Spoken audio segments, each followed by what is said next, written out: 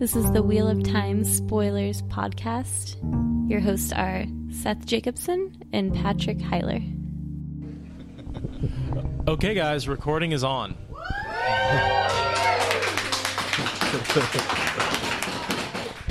What? Spoilers is recorded in front of a live studio audience. Just this one time, then back to the basement.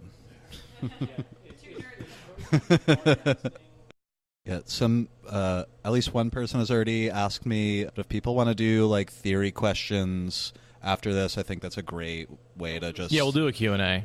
Continue bullshitting for as long as possible. Do you want to keep bullshitting, or do you want to go into this thing? I kind of feel like we should probably bullshit for at least like 3 more minutes. Okay, that's fair. Yeah, guys. Timber's introducing himself. Hey. Psst, psst, psst. Can you sit? Why are you so sad? Because he's not getting all the treats. They're right at nose level. I know. We may have to put him in the bathroom if necessary. As much as I hate to do it, sometimes he just demands attention. But it has been just a fantastic 24 hours. We met a whole bunch of you guys at the house yesterday, which was a blast. I'm pretty sure that most people were pretty hungover this morning, which was fun. Approximately half, I think. Approximately half, yeah, a good number. Some people are probably better at hiding it than others. The hike wasn't really helpful. I mean, very helpful. Sorry, that's I tried to pick a short one. Yeah, it was just enough to like. It got everyone to take like a nap in the afternoon before we started drinking this afternoon. How loud is Timber on the channel for you guys? Oh, there you go.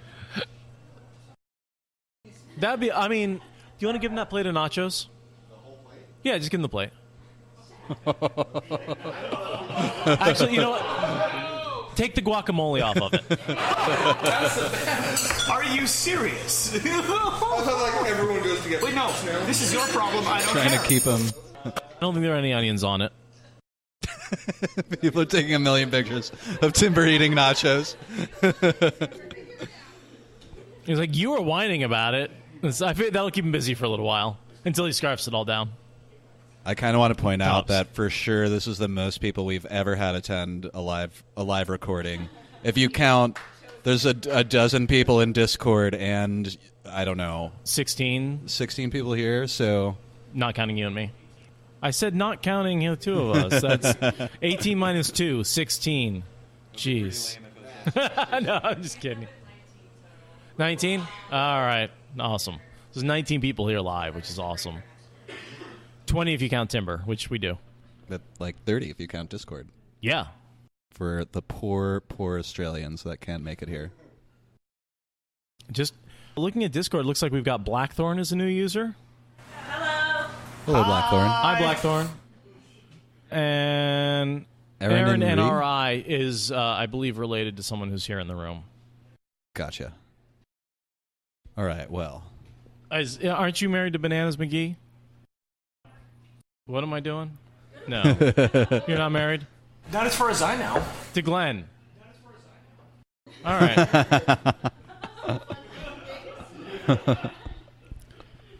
I've met a lot of people this weekend. Yeah, it's hard to keep the face. It's hard to keep the face and the names and the voices. Well, I'm going to drink some of your beer. Sure. Did you run out of beer? Did you start the recording without beer? I finished mine. That is a sour. Yes, it is. That is good. If anyone wants to grab us 2 pints of something, you can put it on my tab, including a drink of your own. It's just a prompt to the general... let's take another sour. Put it on my tab. Get yourself something. Boneyard? A boneyard? And put it on Patrick's tab? Yeah. No, that's a true statement. I'll pay him back later. I don't have a tab open. Also, I work here, so they can always come back after me later. Yeah. Yeah. Yeah, we totally reserve the I'm not sleeping with that one. I think we're all happy about that. Well, you two are happy about that. Especially in particular at this weekend, it's really difficult to remember like people's first names, their screen name, and that their email, their actual name, or where I know people from. Like some of you have talked to me on Instagram or Facebook, or so I know different names for different people, and usually it's just a small icon and a few words. And I have a hell of a time keeping track of those just roll with it folks. They're just random ass people. They're a bunch of weirdos anyway. Which sounds so great. Yeah. I feel like context wouldn't make that much better. Is that low-level sexual harassment? I think it's high-level sexual harassment, honestly. Well, it's a dwarf, so it's low-level. It's below. Oh. All right. Shall I begin? I'm going to read the first paragraph. So this is Ravens, which is a prequel to The Wheel of Time that came out in a book called From the Two Rivers. So it was actually like, it's Egwene as a 10-year-old? I think 9. 9? It says. Yeah. And I've just read it, but I didn't even realize that. Yes, I had never read any of these stories, so I just read this for the first time like 30 minutes ago. Was it a collection of short stories? From the Two Rivers? What it was is they actually published the first half of The Wheel of Time, and they split it into 2 books. And when they split it, they added he wrote a prologue chapter. And I feel like it was only published in a very relatively small run. But this is all RJ, right? Yes. Yeah. Yes. This was written by RJ. I don't actually know when it was written. It feels like him. Mm-hmm. Sir, you're a scholar and a gentleman. Aw, his and yours beers. Shall we do the arm linking thing and drink? No. That seems dangerous with all the electronics. I'd like to point out that I still need to clean the rest of the tomato sauce off my keyboard from where I spilled it the last time we were recording. Salsa from last night. Oh, that was salsa. That's right. Yeah. All right. I think I'm going to do it. So, yeah, Are our you ready? usual 10 minutes of bullshit is over. I feel ready. That was standard. Read us in. This far below Emmons Field, halfway to the waterwood, trees line the banks of the wine spring water, mostly willows. Their leafy branches made a shady canopy over the water near the bank. Summer was not far off, and the sun was climbing toward midday. Yet here in the shadows a soft breeze made Egwene's sweat feel cool on her skin. Tying the skirts of her brown wool dress up above her knees, she waded a little way into the river to fill her wooden bucket. The boys just waded in, not caring whether their snug breeches got wet.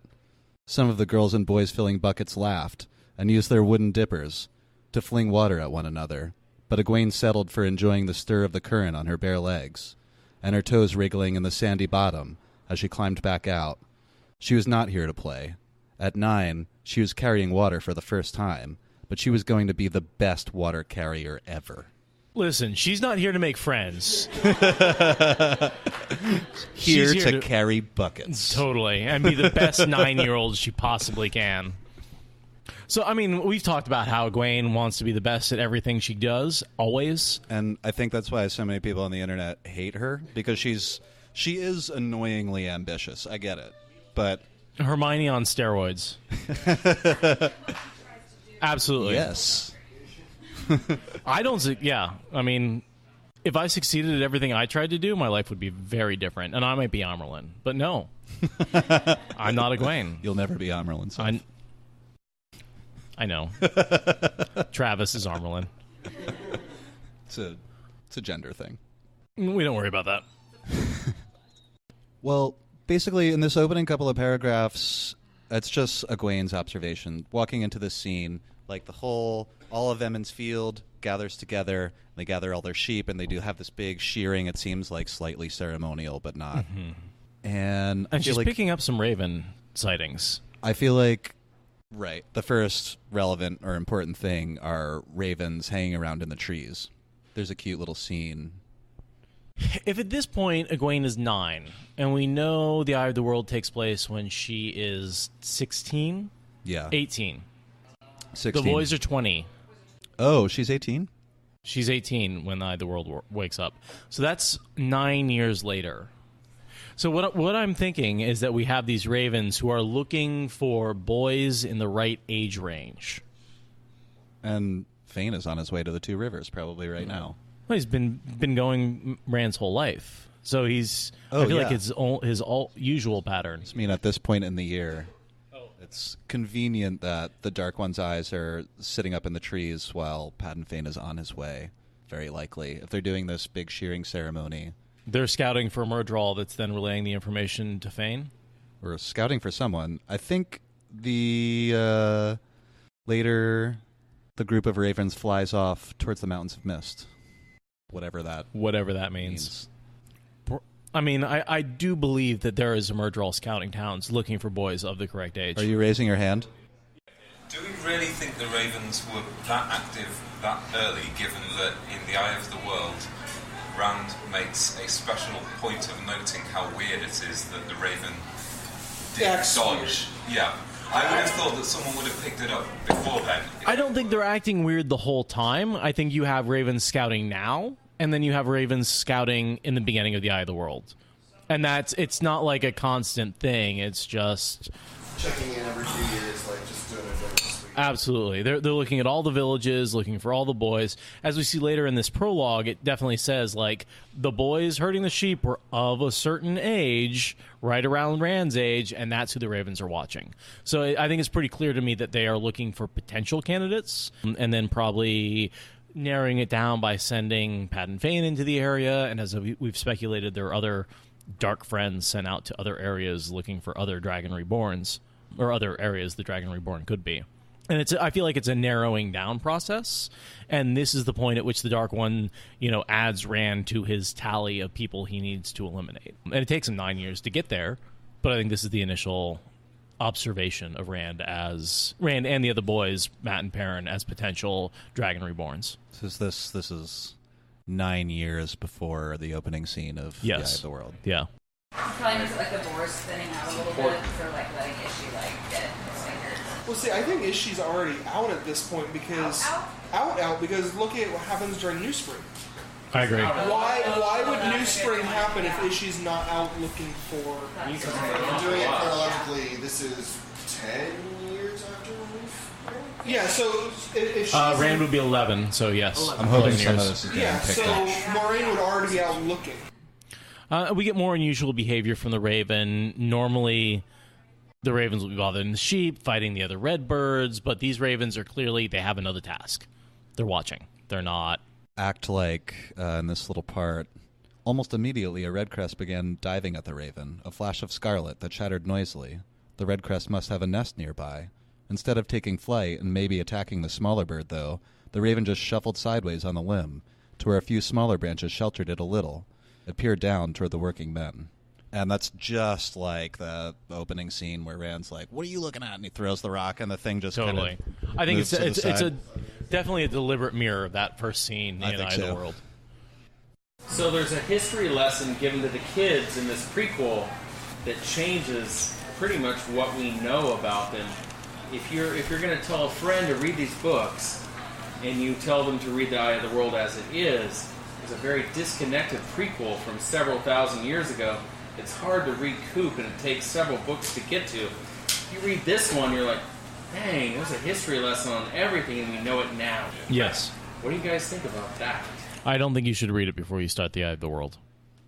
Do you feel like it lays down too much? I absolutely believe. So is this an Easter egg or a cookie or something that should be left? And it's a one-off? Like New Spring? Absolutely. I think this is something you should read once you are finished with the series.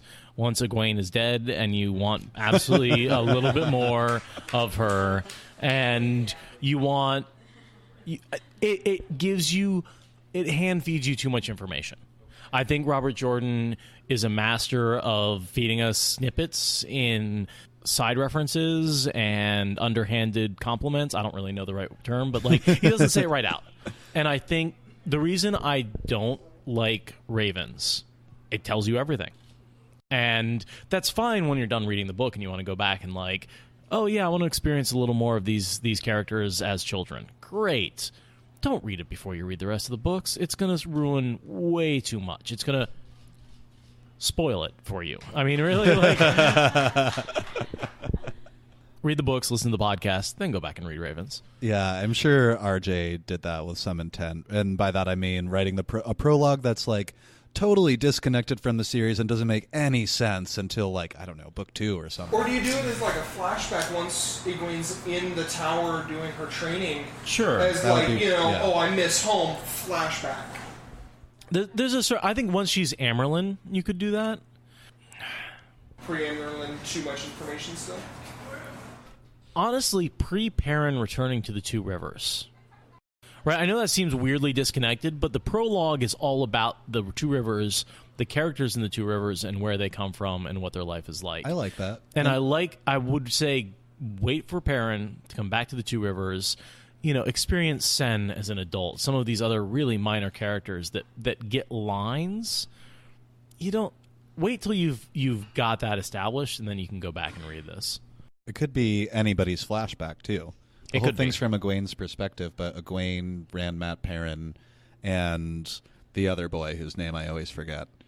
Ewan? Is it Ewan? Owen Fingar? I think I've always said Like, Ewan. goes through puberty while the boys are gone, and like his voice changes. No, I think you're talking about the fourth boy who doesn't get to... Yeah, is it the same boy that Moraine gives a coin to? No. The fourth... Oh. Is it some other random... Okay, never mind. And editing. A little boy tries to lord his little more age than Egwene over her, and she frowns with her eyes, although notes it doesn't work as well as when some of the other women do it. Description of the meadow. Here's a description of what's happening. Farmers came from all around Emmons Field for this, and village folk came out to help relatives. Everyone in the village had kith or kin of some sort on the farms. Shearing would be going on all across the Two Rivers, down at Devon Ride and up to Watch Hill. Not at Terran Ferry, of course. Many of the women... Yeah, well, yeah, Why? I assume that they mostly Do trade. you have a different lifestyle? They're Detestable. like the Two Rivers interface with the rest of the world. So they Yeah. like trade rather than farm. And they have like the open gene pool, too. They're not Manetheren blood. It's true. They just charge the merchants a fee to go over the ferry, and then they basically take a tax from, they're the middlemen between the Two Rivers Tabak and the Lord who likes to smoke Two Rivers Tabak, and Terran Ferry takes a cut. Does anyone want to openly and wildly speculate about why the women are dressed formally but not the men? Girls like to dress up more. Yeah. See, Headcanon. I thought it had more to do with the fact that the guys are showing off their chests, and she's like, well, I guess the women can't do that. And I'm like, well, you're not a sea folk, yeah, but at the same time, like, a shirt's hot. I know lots of women who are like, I wish I could take my shirt off and just have pants and nothing else, because I sweat just like you do. And shocking, yeah, like, guess what? Having a t-shirt on in the hot weather sucks. And that's kind of Egwene's, like, thought is, like, why do they get to wear nice clothes? Thanks a lot, Protestant Revolution. They did not have the Protestant Revolution in the Wheel of Time. But it's still like very like New England, like puritanical. Like that's kind of what I get from the Two Rivers. Two Rivers always especially in the beginning, it always reminds me of like Pilgrim. Yeah, like Pilgrims, Right. The very much like you almost expect them to have the hats with the buckles and like thing. Right, exactly. It's like, oh yeah, if somebody, because the way they treat Moraine, she's essentially a witch. Like it's very much like witch trial. Right, exactly. They do. Yeah. So Tam comes in and gives him a history lesson. Basically, is what I read. There was a long history lesson given on some stuff we didn't see for books and books and books. What's that like? What does that feel like to have that change? To have the... Hear about the Forsaken in the first 5 pages. Oh, well, I wasn't sure what you meant by change. Oh, it's fine. You mean the difference between...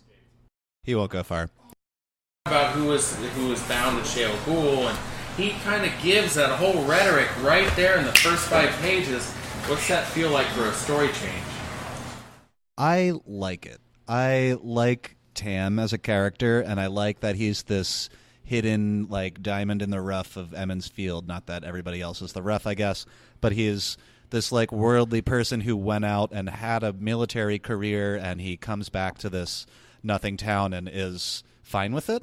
And I think that tells you a lot about his experience in the world and what he thought of all that, of war and everything. And he also learns a lot. And we've talked a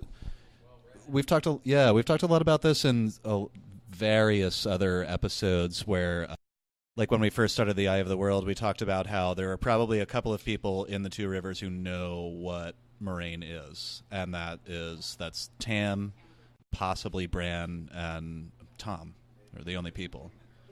What's that? No one knows Tom though at that point. Oh, right, but he's also an outsider. People who are there in that first or seventh chapter when Tom is there. There's the scene where he's like, "Oh, we just found out like she did all this. Like we have to treat her over the top with respect suddenly." Yeah, I don't He think has the Brandon map. wants to treat her. He has a clock. I mean, he's close. When he says he's one of the few people who have been out of the Two Rivers, but you're right, he may not, but Tam almost certainly does. I really like his knowledge drop in a general sense, because it tells us a lot about him, and not like for everyone in this room who's read the books, like we're not actually learning anything new, but it's cute to hear the story, and it's interesting to know that he knows, that he understands the truth to a pretty high degree. I saw a couple of errors in the story that he tells, but he's very close, which is unusual. And I think that's important to note that his story has errors. Like, we cannot take it as canon. He is one person telling one story that he may have heard somewhere. It's close. That may not have everything totally accurate. Exactly. So I think it's important to note that, like, I have to catch my breath. That Tam, while it's a great story and it gets most of the details correct, it's not 100% canon. It's what he knows is truth. No. Yeah. And if you ever listen to soldiers talk... he was there and he knew. I noticed that. Morgantini's nodding at me. As a soldier. I noticed that Tam told the story of the 100 Companions as if they marched there, and there were 10,000, I think. And they marched to Shale Ghul, and they were just dying left and right, and they finally got there in the last few, and that's how Tam's story goes.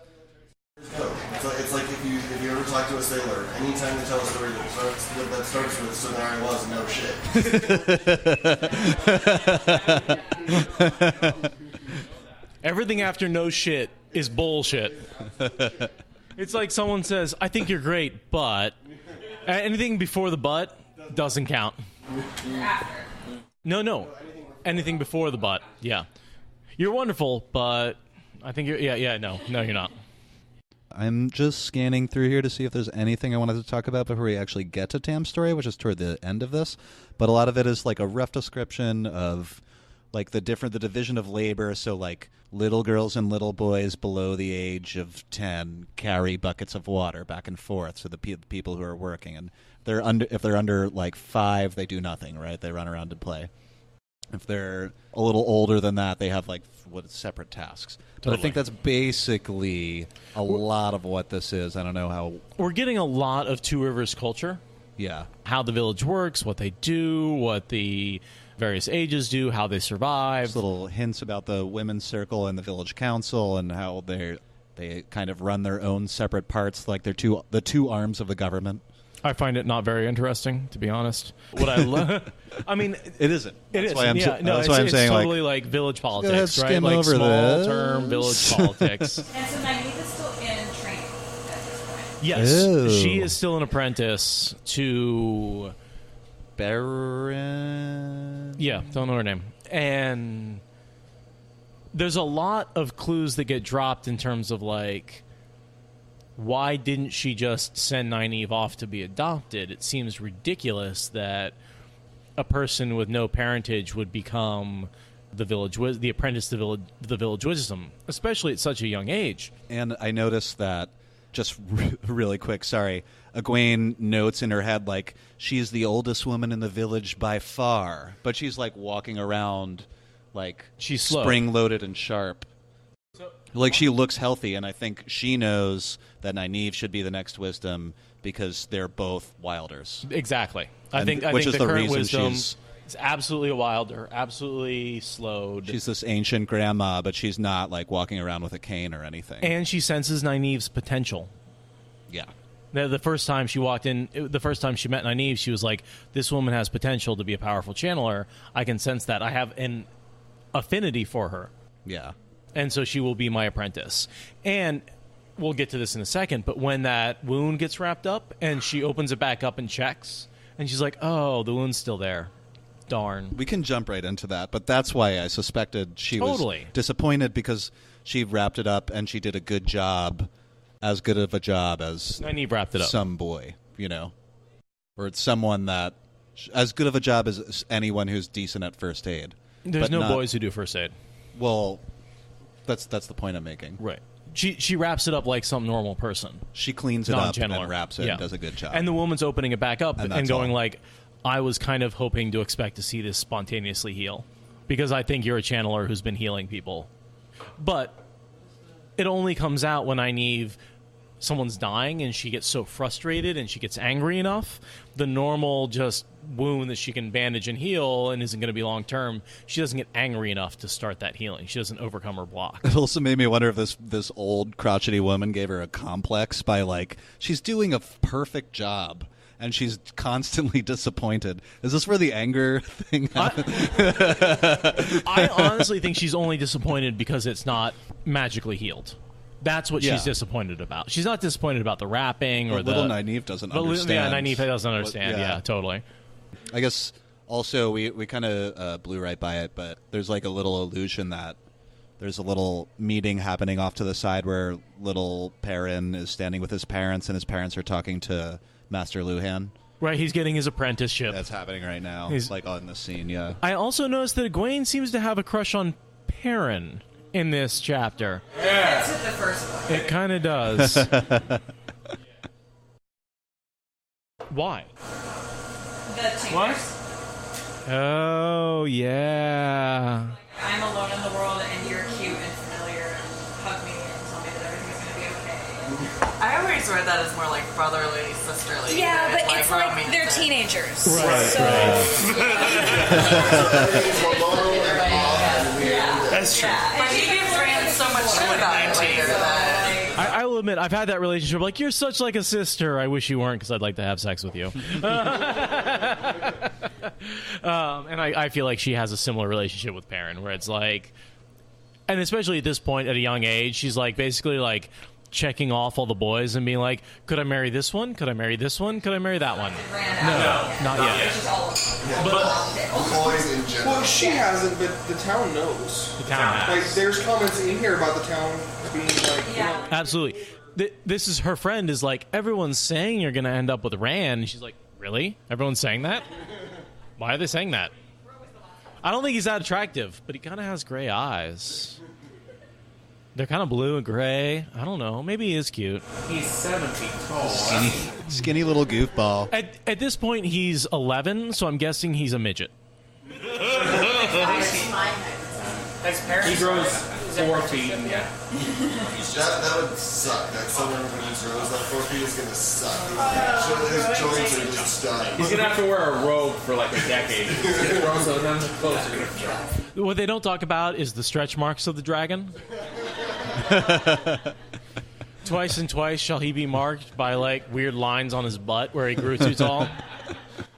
By the way, the old wisdom's name is Doral Baron, or Baran.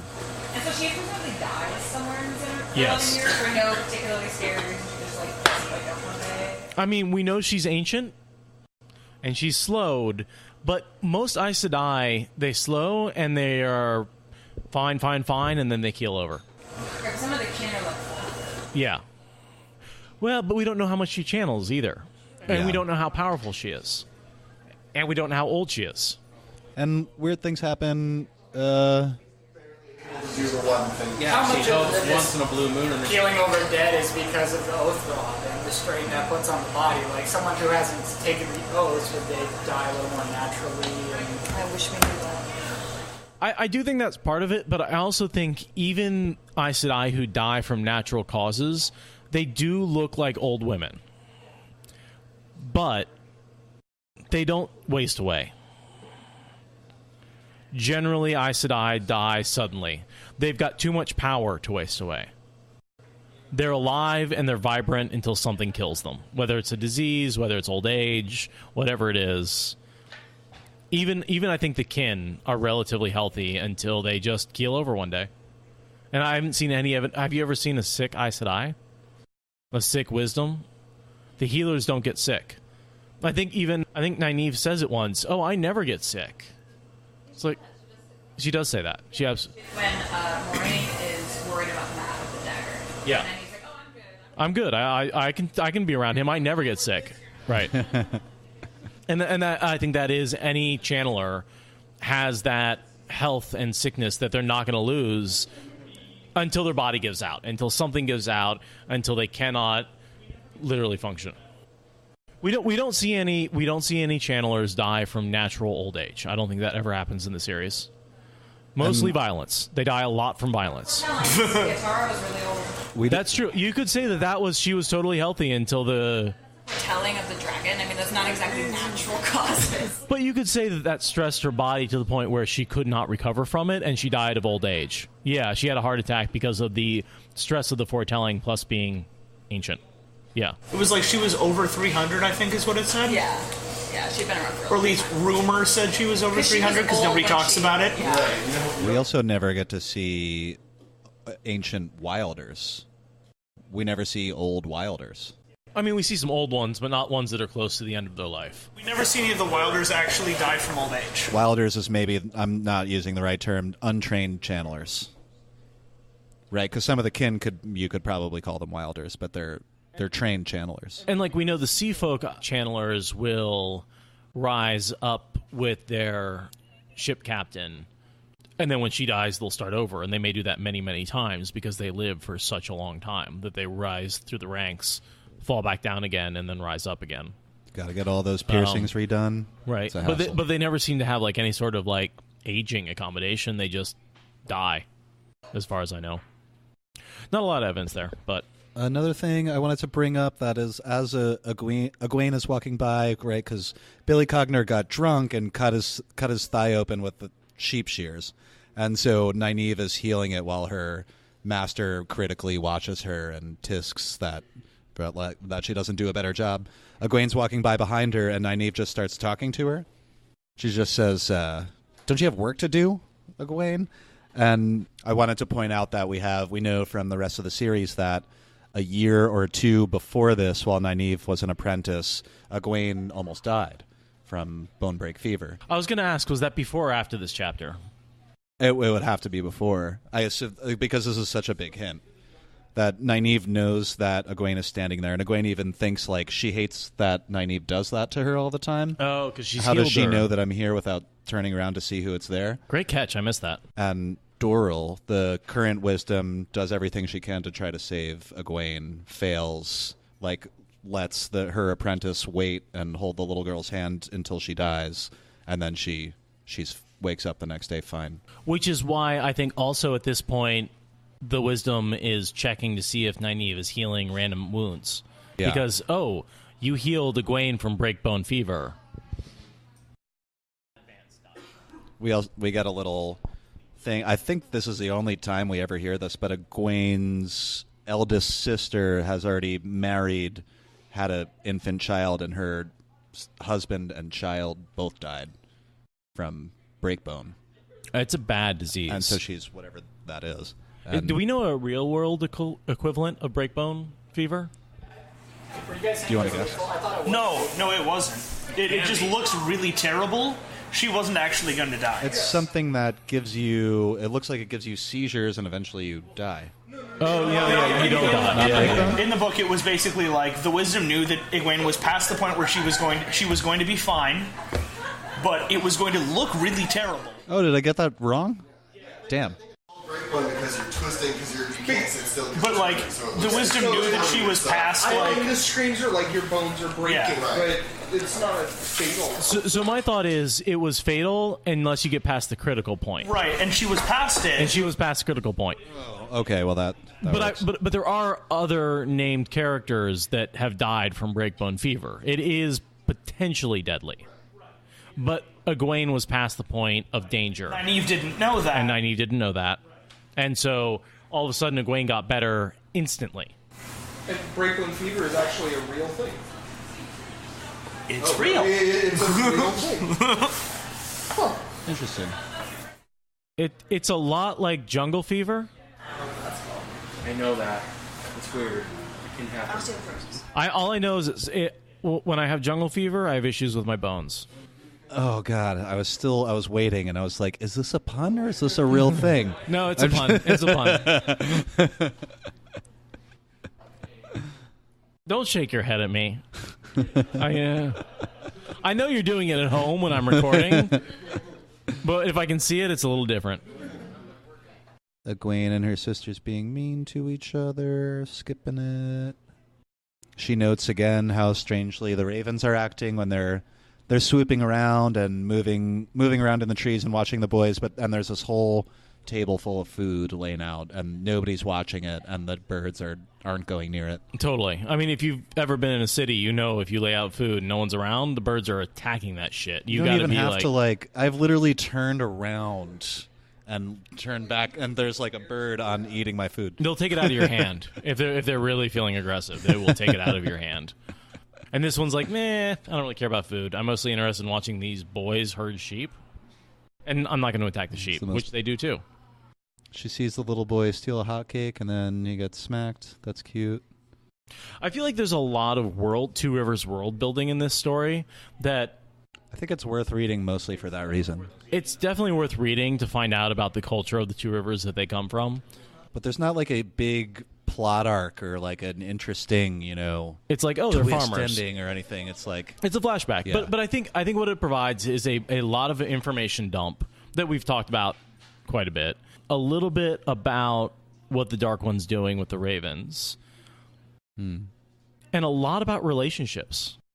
So what I've heard is these books were republished specifically at a certain time to reach out to a younger demographic.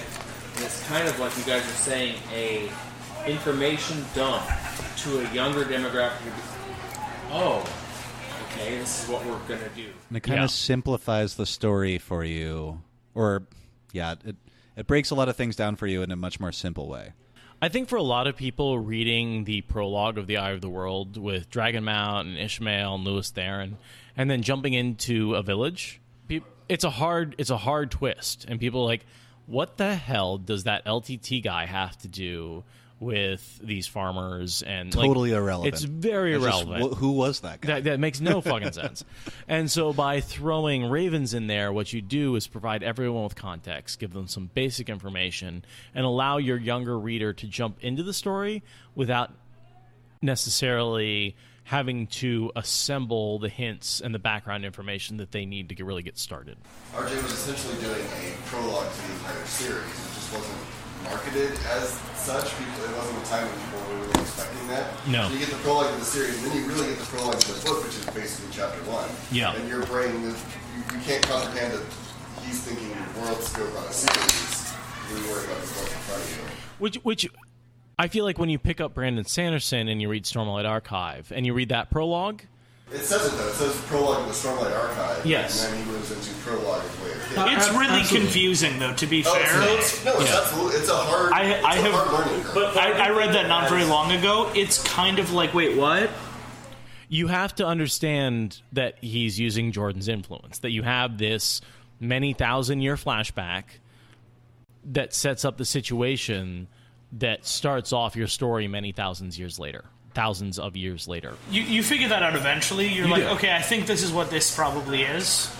And I feel like with Brandon Sanderson, he's talking to an audience that already understands that because they've read Robert Jordan. That's probably true. And I don't know that Robert Jordan was talking to an audience that had ever seen anything like the prologue before. And I think that his editors came back and said, hey, we need a more relevant prologue. And he wrote Ravens. I mean, honestly, yeah, I'd be shocked if, better than half of Brandon Sanderson's audience hasn't read this. So, yeah. The wisdom sniffed in disbelief, but she continued to watch Nynaeve like a hawk. In or out? I feel like it's out. Out as disapproval. Like, right, because I feel like disbelief could totally be an out sniff. Like it's almost like a huff or a harumph or a, like it's just so indicative of no, like your nose, not why is it always the exhale that you would make with your which mouth. is why I think of it as in, just because it's the descriptive word that I always think of. Like, when you're sniffing, you're going. You sniff in. Is this just someone confused and just wrote sniff for everything? Don't you say that about Robert Jordan. I kind of wanted to touch on the cute part where Egwene is like looking at the boys and her sister, or looking over at Perrin and watching what's happening, like watching the little scene, like what's happening over there, as he's like getting hired essentially. And I forget if it was another little girl or her sister is like, "What you looking at Perrin so long for?" And she has this little thought process about marriage and how she suspects she might do it, but like before she does, she certainly wants to leave the Two Rivers and go on these adventures. And she vows to herself that she will leave the Two Rivers and go on adventures before she gets married. And she says, even if she did marry, would Rand make a good husband? She was not sure what made a good husband. I just thought it was cute. Would Rand make a good husband? I mean, he's married for like a couple of months and then he dies. That's not very... That's not... He's like around a little, like occasionally. Just traveling in and out. I don't think most women would tolerate that. I think about that. The amount of time he gets, like 1/3 of 1 year with each woman that he marries, like, it's not very much. It's kind of a bum deal. It is. I've had longer relationships with mold that grows in a mug that I've left out on the counter. And now I'm sad. This is my girlfriend's expert snark. I hope the mics pick that up. You know your girlfriend loves to snark me? She snarks everyone. I'd like to talk about Will's large eyes. Because, I mean, as much as I hate to... Yeah. As much as I know I've used the, like, big eyes or big boobs, like, analogy. And I don't know. I think Will's very pretty. He's a very pretty boy. We know that. But... He's been seen by lots of women. But if big eyes really are then this poor kid. Yeah, he really needs to lose some weight. Preteens are brutal. I would assume the big eyes is just like, he's pretty. We know he's pretty. We know everyone calls him pretty. He flirts a lot. Him and Aram, right? Aram? The Tinker? Egwene and Aram. Yeah, Aram. All right. Quick poll. Who's cuter? Will Alcine or Aram? Aram. I got one Aram. That's definitive. One of them isn't crazy. Will does sound skinny. Well, I would say Aram's probably just because he's exotic. So he's different. Crazy ones are always cute. Even if right? only culturally, he is Really different. skinny. No, but the crazy ones are always really cute. So, yeah. Do you think Will is just a big fish in a small pond, like the prettiest boy in his village? Yeah. The most least attractive person in a small village. The least inbred is what you're going with? Yeah. I was trying not to say it, but yeah, no, there haven't been new people in there for a long time. Come on, I'm sure when the peddler comes in. He has a fun weekend. Let's just say I don't think the Coplans are related to their fathers. I think there's a lot of Fane in the Coplans, and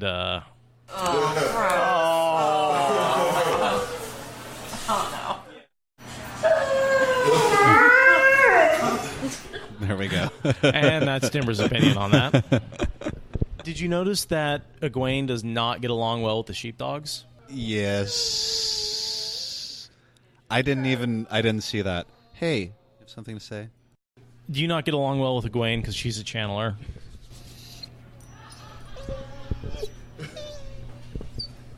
I understand. Like, the channeling of the female half of the true source is not for dogs. It's definitely for cats, though. So I think early on we talked about how the fact there was very few examples of dogs disliking female channelers and cats liking them and vice versa. But it's a thing. But it's definitely a thing, and it's definitely in the prologue here. He definitely kept that up and brought it back up again. Should I jump to Tam's story? I don't know if there's anything else you want to touch on here. And Timber's so anxious.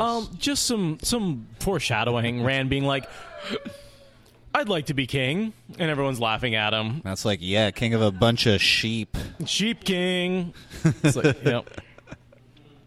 Takes him like 15 more years to finally accept that Rand actually is a king. End of the series, he's like, well, I guess maybe you are the dragon. And then this foreshadowing with Matt, where it's like, all you want to do is run off and never work again. Like, well, yeah, that's why he can't. Yeah, definitely does. And then he says, "I'll rescue an Aes Sedai, and she'll reward me," which takes me right back to the stone. He does, and she doesn't. And she does not. He rescues Aes Sedai. They don't care. They mostly give him a hard time. I'm glad you brought that up. I just caught that while I was reading it, but I forgot about it. We've got Perrin rubbing his nose. I mean, this is just a paragraph of nothing but foreshadowing. Of You Perrin think so? likes Rubbing his nose. Are you kidding? What do you mean? Like, yeah, just casual foreshadowing of, like, his ability to smell emotions and stuff like that. I think that's 100% literary teases. I don't think that has anything to do Well, if that's with, the case, like... I do like it. Like, it's not like, oh, he's smelling because he's, like, already bonded to a wolf or anything. It's just foreshadowing. Gotcha. It's just Perrin rubbing his nose because Perrin rubs his nose because he smells things later. I thought you meant, like, more extreme than that. No. I don't think that's, like... him gaining wolf brother powers or anything. I think he just rubs his nose because it's funny. And like Rand says, I wouldn't be king because it's funny. And Matt says, I don't want to work for a living because it's funny. And Perrin says very little. Yeah. It's just Easter egg foreshadowing. It's not exactly. real. Yeah. Which I feel like... Wink, wink, you know where this is going. Right. It's coincidental foreshadowing rather than this is going to lead to that. Like... Yeah. Fan service is what Bambi says. Yeah. Wink and a nod to people who know what's going on. Does anyone know exactly when this came out in the sequence of books as they were being written? Somebody said 7-ish. 7-ish? It was kind of a jump start to his series to get some fandom back to the younger people. Back from where?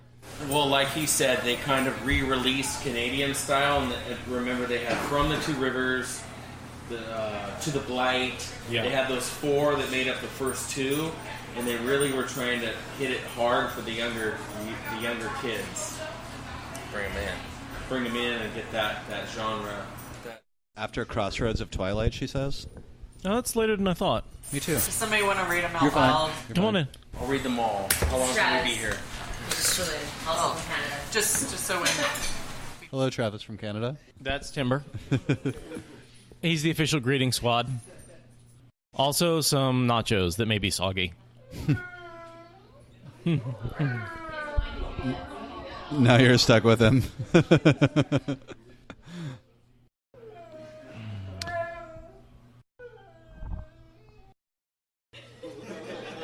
So, Egwene is kind of hiding a bit and watching the boys and trying to puzzle out why they're idiots and why they act the way they do, more or less. And they're just like, insulting each other and punching each other like young men do.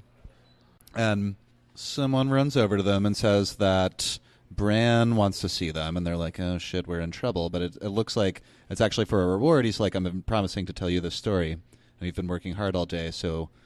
And they start yelling at him, I want to hear a story about Aes Sedai and Warders. I want to hear a story about Trollocs. And while we have this moment, I kind of want to point out, you guys would be surprised how much this happens. where I'm like, Seth knows I'm going to talk for like 5 minutes now. So he's like, this is the perfect moment to go take a leak or whatever. I do it too, but.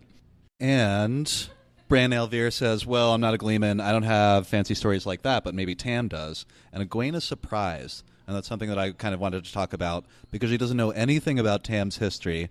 And she thinks that the reason he was elected to the town council is because he's a good, trustworthy farmer and he's a solid representative for the other farmers of the community. But we know that it's much more likely that Tam was elected to the town council because he has all this worldly experience. And he's not just a farmer. He's a lot more than that. So they prompt Tam, and he finishes shearing his sheep first. I do know a story something like that, he says. I'll tell you about the real dragon, not a false one. And, of course, Sen Bui is like, you shouldn't tell those things. Nobody should even know those things because knowledge is detestable, or whatever his argument is. Does anyone ever actually listen to Sen Bui? No. No.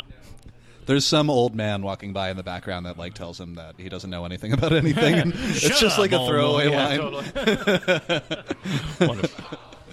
Sen Bui also says that you shouldn't tell stories about Aes Sedai or Trollocs or the Aiel War, which Tam is a veteran of. Yeah, it's like a really weird thing to say to a veteran. Should I not? Don't tell stories about that because it's erase it from history. Just never speak of it. I mean, we lost. They don't want to talk about wars they lost. And Bui gives that weird line, and for a moment, Egwene thought Master Althor's face changed. For an instant, he seemed harder, hard enough to make the merchant's guards look soft. She was imagining a lot of things today. She did not usually allow her imagination to run away with her this way. Oh, Tam, and your veteran status, the PTSD, what do you want to call it? I mean, coming back from war is hard. Yeah. And Tam is a warrior. I mean, he's a blade master. He's seen some shit. More so than anyone else in that town. That was a really ugly war. That was a very ugly war. Fighting a superior force that wasn't actually trying to fight you, just assassinate somebody, like, it's... The parallels to Vietnam are obviously right there. You're fighting an enemy who's not doing a stand-up fight, who's doing guerrilla tactics and stab you and then run away, and you're not, and you're just kind of dealing with the aftermath. They don't care to fight you. You're just in their way. Yeah. Exactly. No, yeah, I really agree that the Vietnam parallels are strong. With the Aiel War. With the Aiel War. The Aiel are way better trained than... Oh, absolutely, absolutely. Well, guns make the difference there. In Canopy Jungle, exactly the same. It's like you have these people that you can't beat. It's like they can hide in a fold in the earth that not even a dog could hide in. I'm not sure I've ever heard that before. And Tam's smart enough to know that they weren't being serious in their plan. Sure, but that they don't. He doesn't know what he's talking about. You know? That doesn't mean he doesn't flash back.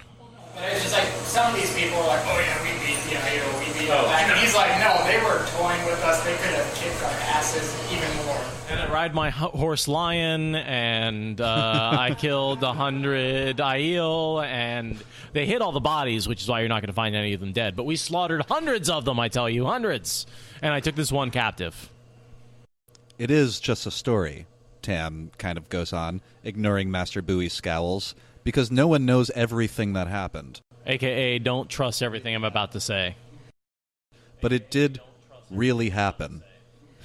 You've heard of the Age of Legends? Some of the boys nodded, doubtfully. Egwene nodded, too, in spite of herself. She had heard grown-ups say, maybe in the Age of Legends, and a couple more throwaway lines. Basically, but I'm when skip to pigs Tam's had story. wings. Yeah. Which also, that's a modern saying. I kind of find that funny that he included that in the prologue. It's workable. I don't think the prologue is particularly well written. Perhaps it isn't his best work. I think he's using out-of-context idioms because no one edited this carefully enough. 3,000 years ago and more it was, Rand's father went on. There were great cities, full of buildings taller than the White Tower, and that's taller than anything but a mountain. Machines that used the one power carried people across the ground faster than a horse can run, and some say machines carried people through the air, too. Show wings and Joe carts? I think that's exactly right. Joe cart and show wing, yep. There was no sickness anywhere, no hunger, no war. and then the Dark One touched the world. Damn it, Lanfear. The boys jumped, and Elam actually fell over. He scrambled back up, blushing and trying to pretend he had not toppled at all. Egwene held her breath. The Dark One. Maybe it was because she has been thinking about him earlier, but he seemed particularly frightening now. She hoped that Master Althor would not actually name him. He wouldn't name the Dark One, she thought, but that did not stop her from being afraid that he might. What's the Dark One's name, everybody? Shaitan! Tricked you. And the room lurched to the side. I don't know what that was. Master Althor smiled at the boys to soften the shock of what he had said, but he went on. The Age of Legends hadn't so much as the memory of war, so they say. But once the Dark One touched the world, they learned fast enough. This wasn't a war like those you hear about when merchants come for wool and tabac, between two nations. This war covered the whole world. The War of the Shadow, it came to be called. Those who stood for the light faced as many who stood for the shadow, and besides dark friends, beyond counting, there were armies of Myrddraal and Trollocs, greater than anything the Blight spewed up during the Trolloc Wars. Aes Sedai went over to the shadow, too. They were called the Forsaken. Egwene shivered, and she was glad to see some of the boys wrapping their arms around themselves, but I'm going to skip the rest of her perspective and go on to Tam's story. Does anyone enjoy the fact that Tam is telling a story about the Dragon Reborn to the Dragon Reborn? Or telling a story about the dragon to the Dragon Reborn? He's like, by the way, this is what you were doing in your previous life, just in case you were wondering. You'll be expecting me to tell you about the glories of battle, but I won't. For a moment, he sounded grim, but only for a moment. No one knows anything about those battles, except that they were huge. Maybe the Aes Sedai have some records, but if they do, they don't let anyone see them except other Aes Sedai. You've heard about the great battles during Arthur Hawkwing's rise, and during the War of the 100 Years? 100,000 men on each side? Eager nods answered him. From Egwene, too, though hers was not so eager. All those men trying to kill one another did not excite her the way it did the boys. Well, Master Althor went on, those battles would have been counted small in the War of the Shadow. Whole cities were destroyed, razed to the ground. The countryside outside the cities fared as badly.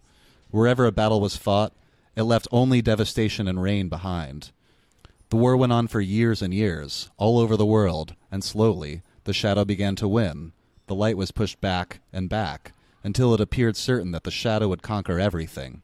Hope faded away like mist in the sun, but the light had a leader who would never give up, a man called Lews Therin Telamon, the dragon.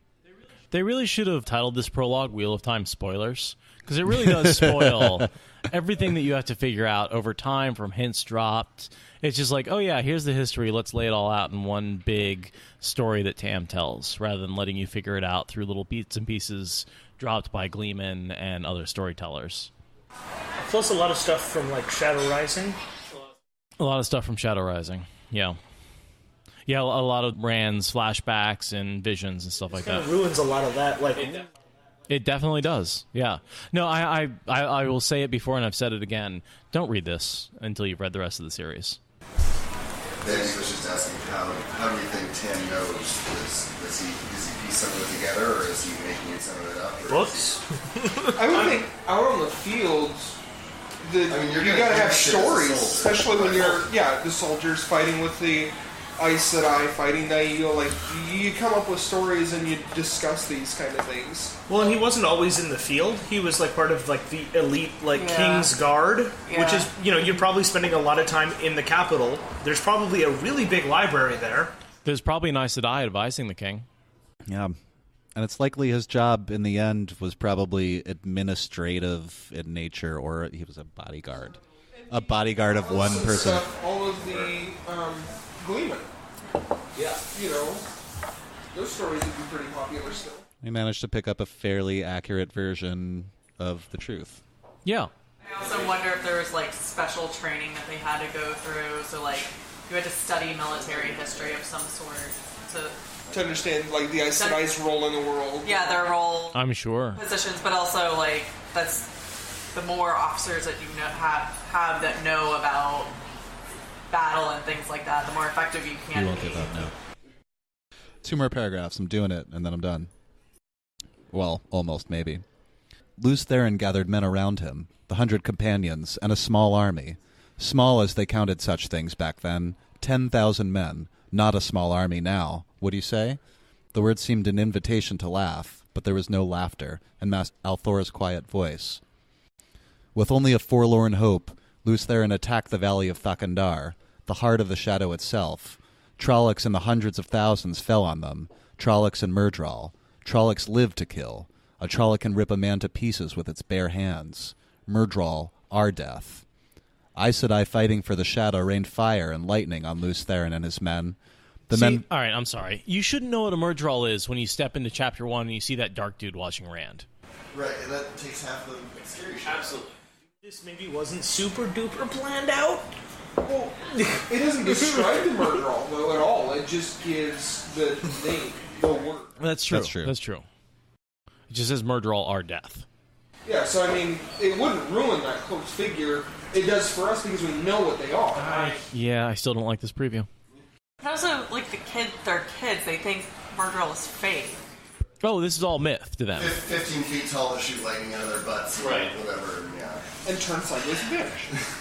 Yeah. The butt touching is always helpful. Finishing this now. Yeah. The men following the dragon... Hey, we talked about this.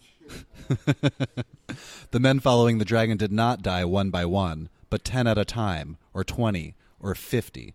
Beneath a twisted sky, in a place where nothing grew, or ever would again, they fought and died, but they did not retreat or give up. All the way to Sheol Ghul they fought, and if Thakandar is the heart of the shadow, then Sheol Ghul is the heart of the heart.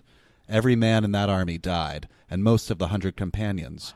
I thought most of the 100 companions were driven insane and broke the world. But at Sheol Ghul, they sealed the Dark One back into the prison the Creator made for him, and the Forsaken with him, and the world was saved from the Dark One. For a little while. But it's more because don't they say, I don't remember what book they say it, but at some point it's like it's not just the 100 companions, they have like an army too. That's what he just read. It wasn't the army, comma, the 100 companions. There was an and in that. Right. Well, it's like in modern. I didn't notice that the first time. That there were just 300 Spartans of Thermopylae, and they don't tell you about the 8,000 priests that were there too. Or maybe they all made this stuff up and it was really just 100 guys because nobody knows. I think there was a massive army attacking. I think there was a Trolloc army battle that went on. And certainly some of the 100 companions may have died, but I mean, I think enough survived that they were able to immediately begin the breaking right after the counterstroke. And then it took a while for the other male channelers who weren't at the bore, who weren't subject to the counterstroke. The direct counterstroke. It took them a while to go insane. And you could say that the ones who retreated into the steading may have extended out the breaking. I agree with Moraine that they probably prevented the world from being utterly destroyed by all the male channelers going insane very quickly. But, yeah, I mean... Yeah, I'm with Moraine on that one. Yeah. But you had immediate damage because you had a large percentage of the 100 companions going insane and coming out and just destroying the fuck out of the world. Yeah. And so I thought most of them survived, but I could be wrong about that. I mean... Well, like Tam's preface to the story, no one actually knows. No one actually knows. And I think that's an important point that, like, as much as this is a cool story and corroborates a lot of the other information we have, I do think that there's a lot of inaccuracies in this story. Everyone go, aw. Thank you. And then Senbui spits, and Egwene's like, I don't think I have such a low-level respect for any other adult. And that's pretty much the end of the story here. Is there anything else? I just want to talk about all the ravens taken off. Sure. Oh, they leave. Tan tells the story of the ravens fly off. Oh, what was the quote that I was looking for before? Where do they go? West towards the Mountains of Mist. That means nothing to me. I think it's just some Myrddraal hanging out in the Mountains of Mist. Could be Slayer. Anyone think Slayer is this active this early? Maybe. I mean, it could be. I mean, he could be. He very much could be. I mean, we know that... Well, what's the timeline between Slayer and Lan getting bonded to Moraine?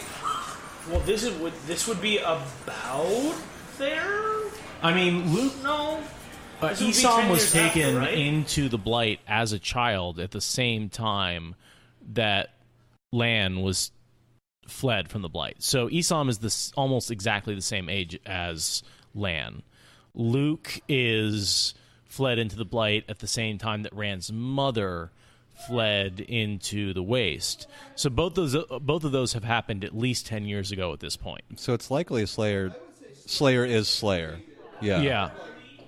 Slayer probably exists. He may be active. He's probably not in the Mountains of Mist. I'm guessing it's a Murdral, but, it could totally be him. Give or take a year? Yeah. Yeah. So, sure.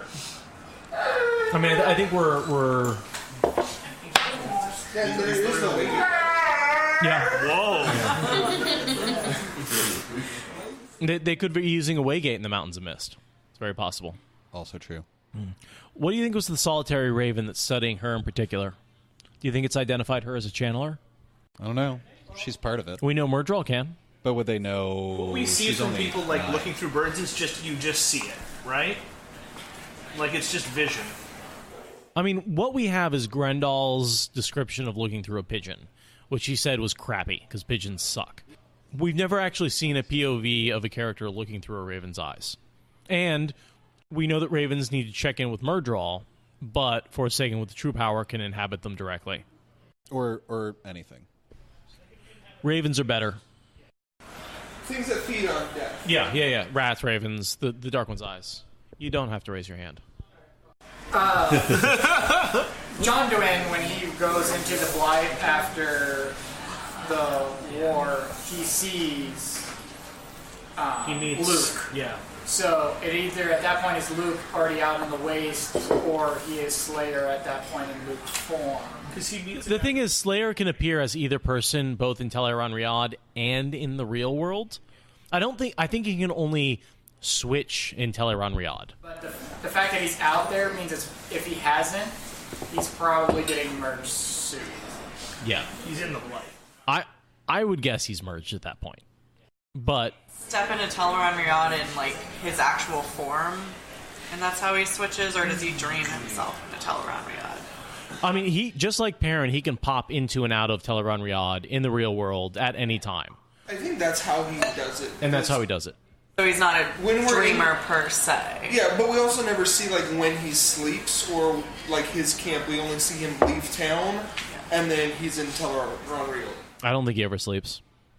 I think that's part of insanity. I think that Luke sleeps when Isam takes over, and Isam sleeps when Luke takes over. This is basically Fight Club, except more brutal. Yeah.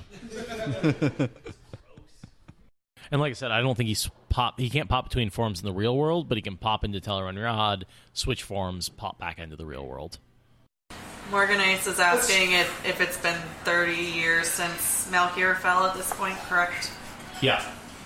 Because Lan's about 40 in Eye of the World, and we're about 10 out. Lan is a strapping young man somewhere in the world right now. He's like 25 years old.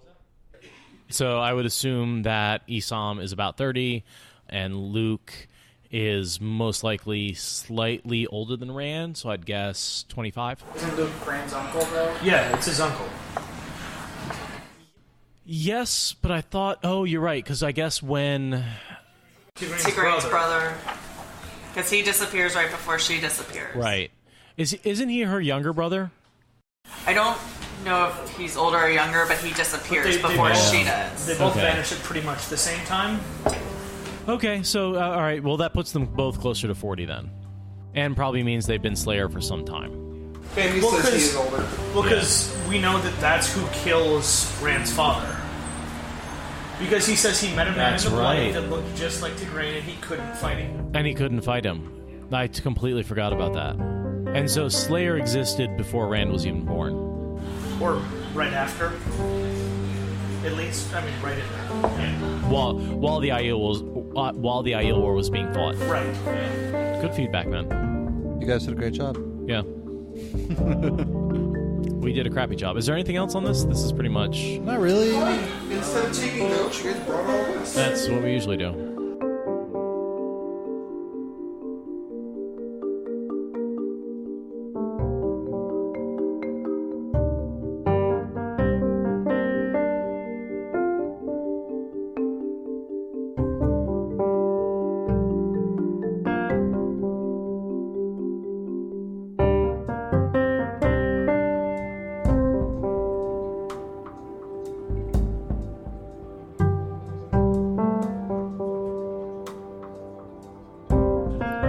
Where was the gentleman that was sitting here that wanted to ask me a question about Matt's Taverin? He probably stepped away. But I think basically he wanted to ask me at the end of this if we would talk about when, where, how Matt gets his powers. And I already know the answer because we've talked about it. Yeah. The luck, like the twisting fate and chance, is his Taverin nature. Nothing that happens in the series gives him a boot. This is where I'm at. I'm not saying that this is I'm true. going to disagree with you. I think nothing that happens in the series would have changed that. That would always have happened. But I disagree. But all the various things that enhance Matt throughout the series, like picking up the dagger that erases a bunch of memories, and the whole penny polish thing that I've talked about before, and then he loses memories, which then can be replaced by something. Not to mention being dragged around the world by Randall Thor. And he's being pulled around by Rand through his travels, so he experiences all these different things. And that's not just because he's near Rand, but because he's lucky. Because he's what? Because he's lucky.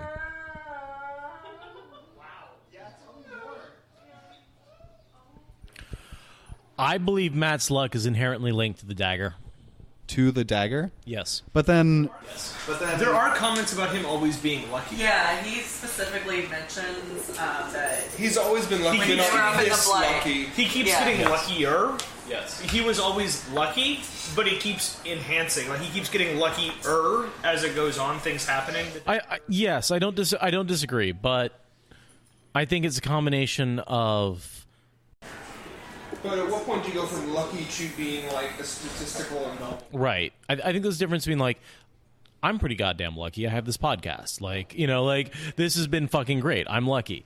That doesn't mean that I can roll a dice and guarantee that I'm going to roll 5 6s. Right, no. Yeah, he goes from being like, hey, he's lucky to, that's not right.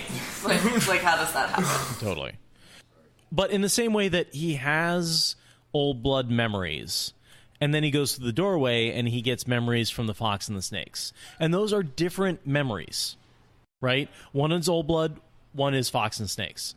I believe he is inherently and fairly naturally lucky person, but once he connects with the dagger, he gets a whole nother set of luck that really enhances his natural ability, but is separate entirely from his natural ability. And I also think the counterpoint to that is that Fane is so fucking unlucky. It could also be because of his natural ability, too. You could say that his Taverin-ness pushes his natural ability in a very particular direction. You notice in the other two boys that their powers progressively get better. Totally. So Perrin doesn't know how to talk to wolves, and eventually he can jump wherever he wants. Yeah, I always. And so maybe Matt's luck is the same way, where it progresses as he learns to trust it. That's what I think, and not just that he learns to trust it, but that none of the all the badassery that is Matt eventually, some of that is because weird things happen to him, but a lot of that is because he's lucky enough to have really weird shit happen to him. And it doesn't kill him. I think it's the opposite. I think for Matt, he gets luckier the less he's trying. The less effort he pours, the less I'm trying to make everything work. That scene where he's just like, oh, I have one eye, throws a dagger and kills something behind him and finds the pot. No effort to it. Yeah. Would you say he was lucky to pick up the dagger? I think that was topic. I want to say that's lucky, because ultimately, although it very nearly killed him many times, ultimately, could he have been the general that ran the last battle without all the dead men's memories? That only he's only got as much memory of those from those dead men that as he lost, right, from his own life. I feel like the Taverin nature inherently just enhances the core aspect of his character, and that's part of that growth. But then the question is, does what Lanfear did with the dice trump or not? She did nothing with the dice. I don't yeah. I don't think so. I don't think she did anything with the dice. I think the dice are a red herring. Can't be proved, but I don't like it. I like the theory that he's tied to Fane's blood. That's they're my tied together. preference. Yeah. That Fane has bad luck and Matt has good luck? Because Fane's entire point, the entire series, is he wants to track down Rand and confront him. He never fucking does. Except when Matt is under a wall for a whole book, and then Padden Fane encounters Rand and stabs him in the side. I think that's the same book. Am I wrong? It's close. Yeah, it's very close. It's about the same time. So I think in that time when Matt is like, "What happened to my bloody luck?" and I'm like, "Well, Fane has it." No, Fane stabs him before that. Shut up. Fuck you too. You're ruining a perfectly good theory. It's not perfectly good. You're wrong. Welcome to live recording. That's good. Now that, yeah. Instead of me typing, you're on. It's just me telling you. It's a cliff notes version. It really is. It really does. Tam knows way more than he should. Yeah. Like, it's just, it's nice, sort of, in a wink and a nod kind of way, but it's not a real piece of the story because it just doesn't work. Yeah, I don't consider it canon. I'm reading it as a fanfic written by Robert Jordan for his own story. It very much has the quality of someone who had read the series and like, how cool would it be if this was a scene, and then like wrote it and was like, oh, now like every foreshadow they've ever had in the series is boiled down to one chapter. Totally, Yeah. totally. It drops too much in your lap all at once, and that's my job, and I don't like it. They're stealing my glory, so not a fan. Don't take my thunder. On that note, questions? Anything that you guys want to ask? It doesn't have to be related to this terrible preview. Do you think he begrudgingly wrote it? Like they asked him to write it? And this is like, spitefully? Do you think I absolutely believe that this was required by his editors in order to try and sell more books. And it doesn't feel the same. It doesn't feel. You can feel me fine. I'll do it. Yeah. You can almost like it's basically written on every page. Like, okay, like how terrible can I make this? And still appease them enough for the right alone. How do I make it so terrible that they never ask me to do it again, but make it good enough that it sells? Like, this was written after a committee said, "I don't understand your books. Can you sum them up for me?" Oh, Jesus. So he's just like double insulted. I mean, can you notice? Can you throw a lot of hooks in there? Yeah, it's all the Easter eggs. Can you throw a lot of like foreshadowing and hooks to kind of pull people in? Some cool sounding stuff. A wonderful, beautifully written prologue for a series like this would be something like, I don't know, the actual prologue, and and this did not need to be written. It did not need to be rewritten. It's true. And Watt has this like whole air of, the whole series has this like air of like, mystery. Like you have to, it gives you these things like the prequel, and you have to figure out what That's the why what, this what is that happening. Well, it's means. all hidden in plain sight. Yeah. So, Whereas this is like very, it is kind of as if it were written for a child. Yeah. I believe this is it's laid out. It's very straightforward. Yeah, I believe this is written for a younger audience than the main books are written for, and it's designed to hand this to somebody and say, I know you don't want to do the work, but here's all the information. I know you don't want to think too hard, but this is a really good story, and I'm going to give you all the information up front. So I feel like if you ever have a friend who said, I read the first book, but there were too many details, I really couldn't get into it, give them this. They won't read the rest of the series anyway, but at least this may or may not help. We'll know a lot of stuff about it just based on this. At least then you'll be able to talk to them about it. Older fans will know better, but at this point, 2002, how strong was the hate towards Egwene? Because I feel like it's kind of telling that's the POV character. I will be honest. I don't think the hate for Egwene happened until much later. I think the Egwene hate happened because she kept succeeding time after time after time after time. She had just become a Merlin, and so she was still figuring out. She hasn't had the fight with all of her sitters, like trying to do all that balance. She's almost like a disappeared character at this point because the Nynaeve and Elaine are in Ebu Dar doing the whole Bowl of the Winds, and you after Gwen sends them there, you don't really see her for a while. She's in the Waste. She's training. No, she's already. She's in Saladar. 2002 is right between Winter's Heart and Crossroads of Twilight. Oh, so the slog. Yeah. Bambi says making it through the original Age of Legends prologue is like a litmus test of being able to handle if reading the entire series. But also, I feel like the original prologue is a mystery that you want to solve, and this is the solution. This is like, yes, I'd like to solve the puzzle. Ran with the Dark One in the boar with the true power. I think in my paper copy of the Eye of the World, like prologue, the title for prologue for me was epilogue. Yes. So like it's literally the first chapter is the end of the Age of Legends. Exactly. Yeah.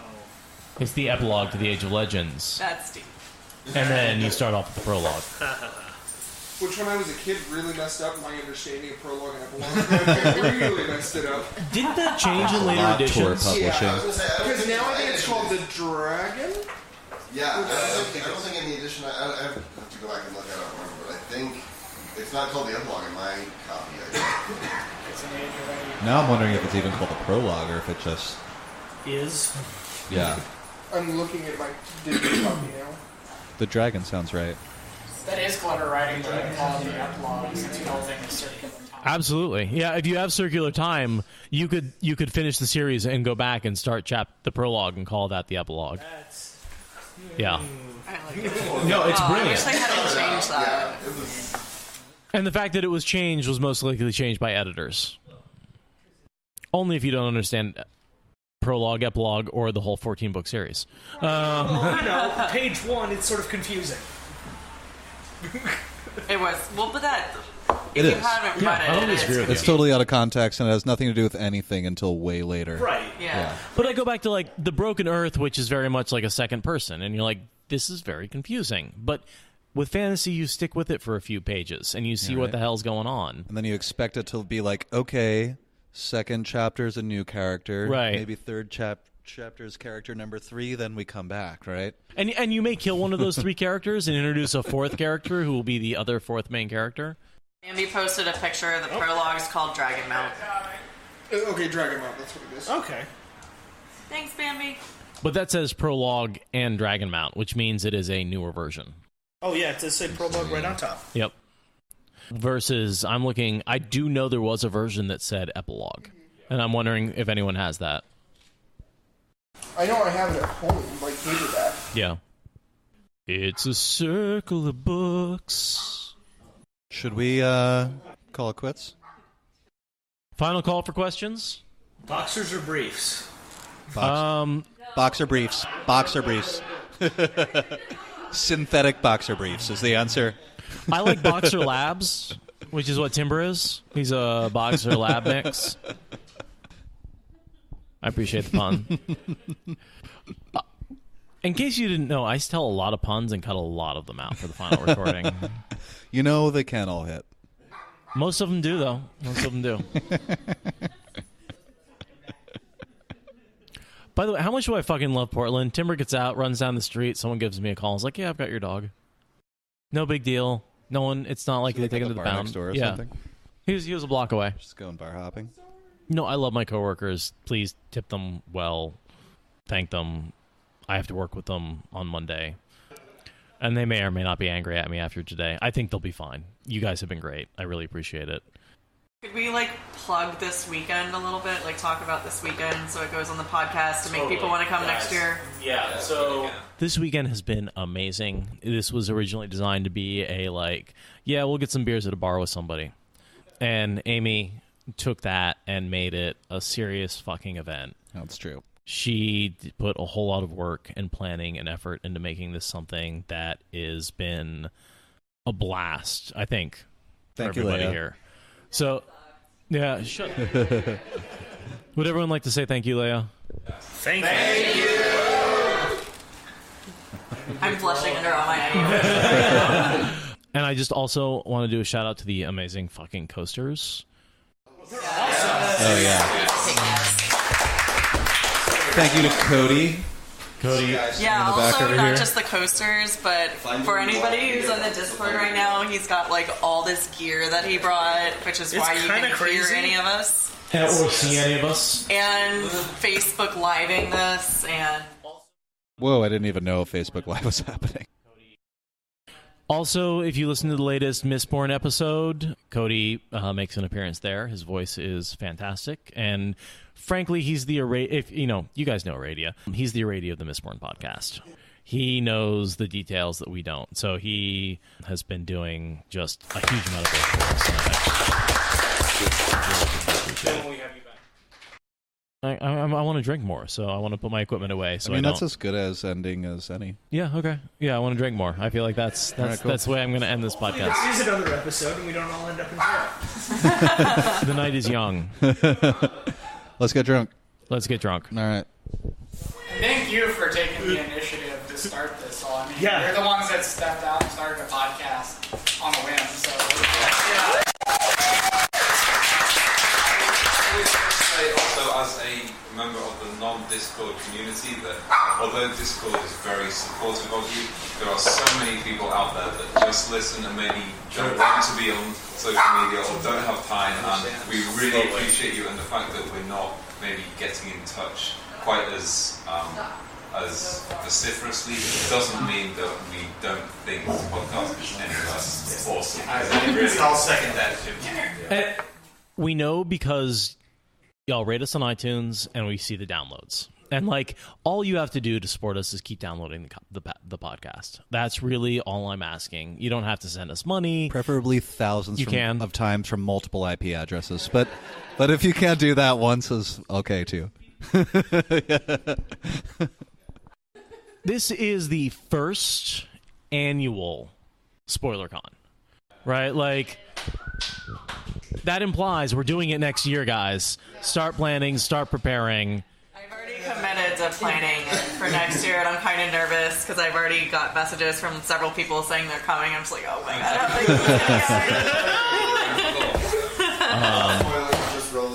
think we are probably going to have to do a pre-registration, a pre-pay fee. Yeah, we should next time, rather than, this time there's only 20 of us and it's easy enough to split up the cost, but next time we should probably actually just charge people so there can be things like this. I'd also like to point out that Leah is fronting a lot of the cost of this episode. Fronted a lot of the cash for all the things that we did this weekend. All of the things. Pay her back. In theory, she'll get totally paid back, but... If not, not, remains to be seen. I wasn't worried about because this community is so amazing that I'm just like... Also, if you don't, I'm pretty sure the boys will call you out on a podcast. So I really wasn't worried this time. Yeah, the people who owe money. And I also want to do a shout out. We didn't shout out Patreons this time because I'm not very well prepared because you guys keep having fun with me and I keep having fun with you. But we've had a shit ton of patrons support us. New people. Because I've been seeing the emails come in, and I want to go back and thank all of you, and that will happen in the Shadow Rising episode 1. 2 people today. 1 person while we were sitting here, because I looked earlier. But seriously, it is 20 new patrons in the last 13 days. Jesus. Because since the beginning of the month. That's a lot. I think y'all heard that and decided to try and one-up it. Thank you. We don't want real jobs. There's a fly in my beer. I'm going to get it out and finish off the beer. Have a good night. See you later. Love you guys. Oh man, that'll be so much better once it's edited. Thank you for listening to the Wheel of Time Spoilers podcast. Rate us in the Apple Podcast app or support us on Patreon. Is that good enough?